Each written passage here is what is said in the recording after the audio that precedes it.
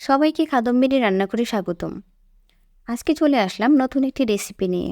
আজকে আমরা তৈরি করব সুজির রসমালাই। আজকে আমরা দেখব কিভাবে আমরা খুব কম সময়ে এই সুজি এবং ঘরে থাকা আরও কিছু উপকরণ দিয়ে খুব কম সময়ে আমরা সুস্বাস্থ্যকর এবং সুস্বাদু ও মজাদার রসমালাই তৈরি করব। যে রসমালাই হবে নরম এবং তুলতুলে এবং মুখে দিলেই মিলিয়ে যাবে। তো চলুন দেখে নেওয়া যাক আমাদের আজকের এই রেসিপি সুজির রসমালাই। রসমালাই বানানোর জন্য আমাদের দরকার হয় মালাই অথবা ক্ষীর। তো আজকে আমরা এখানে বাদামি রঙের মালাই তৈরি করব। বাদামি রঙের মালাই তৈরির জন্য প্রথমে আমাদের নিতে হবে একটি প্যান।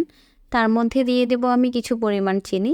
এই চিনি থেকে আমি ক্যারামেল তৈরি করব এবং এরপরই আমার হয়ে যাবে বাদামি রঙের মালাই। এখানে চুলার হিট লোতে রাখতে হবে, কারণ হিট একটু বেশি হয়ে গেলে চিনি পুড়ে গিয়ে ক্যারামেলটি তিতা স্বাদযুক্ত হয়ে যাবে, যেটার মালাই খেতে একবারই তিতা লাগবে এবং মিষ্টিটা ভালো লাগবে না খেতে। তো আপনারা দেখতে পাচ্ছেন আমার ক্যারামেলটি তৈরি হয়ে গিয়েছে। এখন আমি এখানে অ্যাড করব আধা লিটার পরিমাণ লিকুইড দুধ এবং এই দুধটি আমি আগে থেকেই একটু হালকা গরম করে নিয়েছিলাম। দুধ দেওয়ার পরে কিছু পরিমাণ ক্যারামেল জমাট বাঁধতে পারে, এখানে টেনশনের কিছু নেই। এখন চুলার হিট একটু বাড়িয়ে নিতে হবে এবং অনবরত নাড়তে থাকতে হবে যেন ক্যারামেলের সাথে দুধটা পুরোপুরি মিক্স হয়ে যায় এবং জমাট বাঁধা ক্যারামেলগুলো গলে যায়। 10 মিনিট হয়ে গেলে আমরা একটি ঢাকনার সাহায্যে এটিকে ঢেকে এক সাইডে রেখে দেব। এরপর আমরা সুজির মিষ্টি তৈরি করব। তো যার জন্য আমাদের প্রথমে নিতে হবে একটি প্যান। প্যানের মধ্যে আমরা দিয়ে দেব 2 টেবিল চামচ ঘি। 2 মিনিট ঘি গরম করে নেওয়ার পরে আমরা এখানে আধা কাপ পরিমাণ সুজি নিয়ে নেব।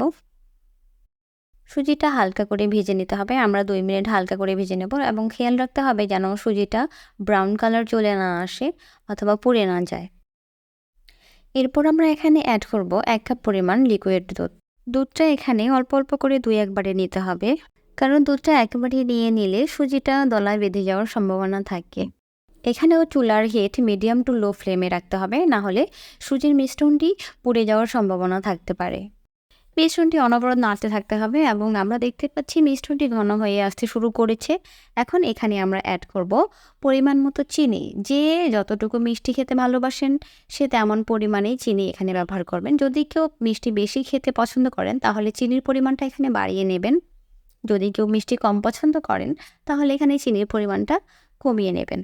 সুজির মিশ্রণের সাথে চিনিটি সম্পূর্ণভাবে মিশে গেলে একটি সুন্দর ডো পরিণত হবে। এখানে সবগুলো জিনিস সুন্দরভাবে মিক্স হয়ে গিয়েছে এবং একটি সুন্দর ডো হয়ে গিয়েছে। এখন আমরা এর চুলা থেকে নামিয়ে একটি বাটিতে রেখে দেব।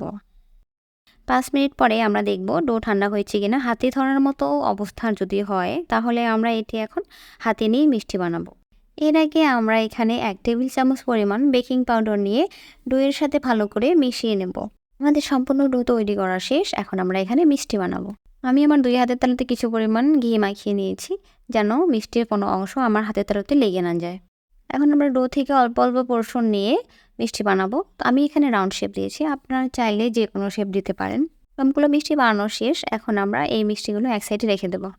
এরপর আমরা মিষ্টিগুলো ভেজে নেব। তো মিষ্টিগুলো ভাজার জন্য প্রথমে আমরা একটি প্যানে কিছু পরিমাণ তেল নেব এবং চুলার টেম্পারেচার মিডিয়াম টু লো ফ্লেমে রেখে আমরা মিষ্টিগুলোকে ভেজে নেব।